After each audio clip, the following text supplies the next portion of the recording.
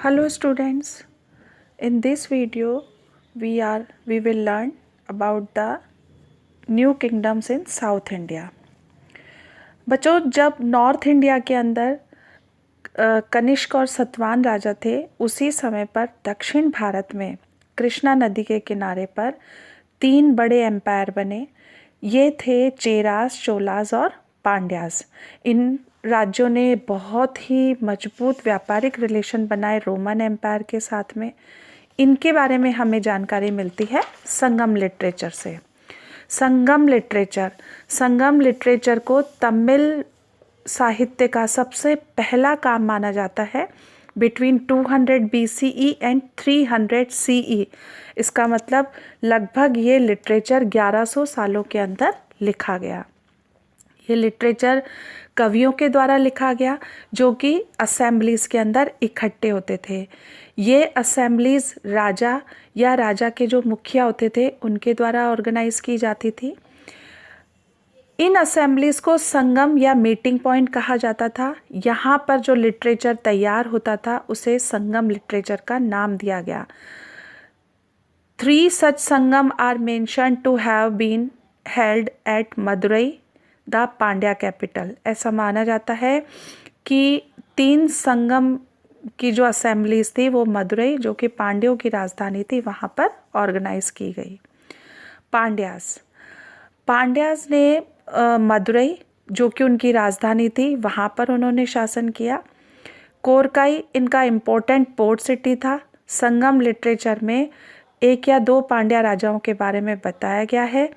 इन्होंने बहुत सारे अकाउंट बताए हैं जिसमें इनके बहुत ही अच्छे ट्रेडिंग कॉन्टैक्ट्स थे रोमन एम्पायर के साथ में। चोला किंगडम को चोलामंडलम के नाम से जाना जाता है। ये कावेरी डेल्टा पर है। इनकी कैपिटल सिटी उरियार था और इनका मोस्ट इम्पॉर्टेंट पुहार या कावेरी पट्टनम था। करिकाल मोस्ट फेमस चोला रूलर था उस समय का। चेरास ने केरल और तमिलनाडु के हिस्सों के ऊपर शासन किया।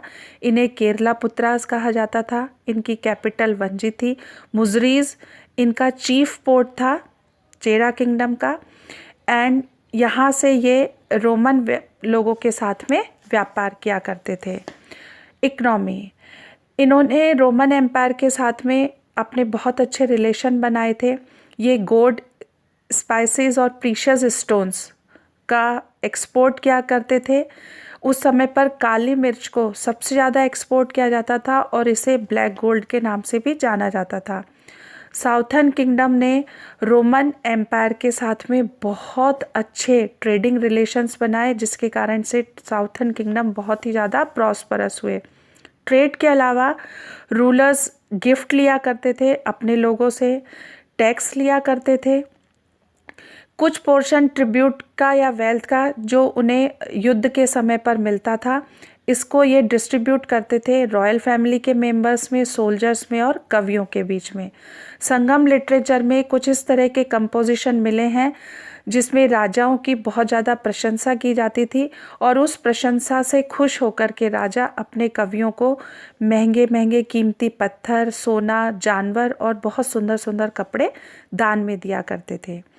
India's contact with the outside world, Bharat का बाहरी संसार से संपर्क। बहुत सारे नॉर्थ और नॉर्थ वेस्टर्न इंडिया से बहुत सारे लोग भारत के अंदर आए व्यापार करने के लिए। सेंट्रल एशिया से आए। नए नए व्यापारिक रास्ते बने सेंट्रल एशिया से भारत में आने के लिए। इनमें जो एक मोस्ट फेमस रूट था वो था सिल्क रूट। चाइनीज़ वर्ल्ड में सबसे पहले थे जिन्होंने कि सिल्क बनाने की टेक्निक को लगभग 7000 साल पहले डेवलप किया था। ये दूर दूर की जगहों पर जाते थे अपने पैरों पर, घोड़ों पर बैठकर या ऊँटों के ऊपर बैठ कर के, और अपनी देश से ये दूसरे देश में अपना सिल्क लेकर के जाते थे बेचने के लिए। They carried their silk up to West Asia and the Roman Empire. जिस रास्ते पर चाइनीज़ चलते थे सिल्क लेकर के, उस रास्ते को नाम दिया गया सिल्क रूट। सिल्क बहुत ज़्यादा कीमती और बहुत ही ज़्यादा लग्जरियस आइटम माना जाता था। अमीर और राजा लोग इसका बहुत ज़्यादा यूज़ किया करते थे। ये एक्सपेंसिव आइटम था व्यापार के लिए, क्योंकि इसे रोम तक लाना चाइना से, इसके अंदर बहुत सारा खतरा और बहुत सारी परेशानियां शामिल थी। कुशान्स ने सिल्क रूट को अपने अंडर कंट्रोल में किया, जो कि चाइना से पास होता था सेंट्रल एशिया और अफ़गानिस्तान से और वेस्टर्न एशिया तक। ये इसका अंडर कंट्रोल करना कुशान राजाओं के लिए को प्रॉस्परस बनाने के लिए बहुत ही ज़्यादा फ़ायदेमंद साबित हुआ, क्योंकि इससे कुशान्स किंग्स को बहुत ही ज़्यादा इनकम हुई। ये टोल लेते थे व्यापारियों से और उसके बदले में उन्हें प्रोटेक्शन देते थे रॉबर्स से ऑन द रूट। इंडिया को बहुत सारा सोना मिला इस रास्ते से और अल्ताई माउंटेन से सेंट्रल एशिया में। गोल्ड ऐसा माना जाता है कि व्यापार के द्वारा भारत में आया रोमन साम्राज्य से, और क्योंकि उस समय पर सोना बहुत ज़्यादा था, that is why the Kushan rulers became the first to issue gold coins on a large scale. Maritime trade, व्यापारिक समुद्री रास्तों से व्यापार। समुद्री रास्तों से व्यापार भारत में शुरू हुआ मौर्यन साम्राज्य के शासनकाल में। इंडिया ने दो मुख्य साम्राज्यों के साथ में व्यापारिक रिश्ते बनाए। They were Roman empire in the west and Han empire in the China in the east. The Greek texts हमें ये जानकारी देती है कि इसमें एक सेलियर था जिसने दो इंडियन पोर्ट्स के बारे में जानकारी दी। ये थे बारावाकी on the mouth of the river Indus and Bharuch at the mouth of the river Narmada.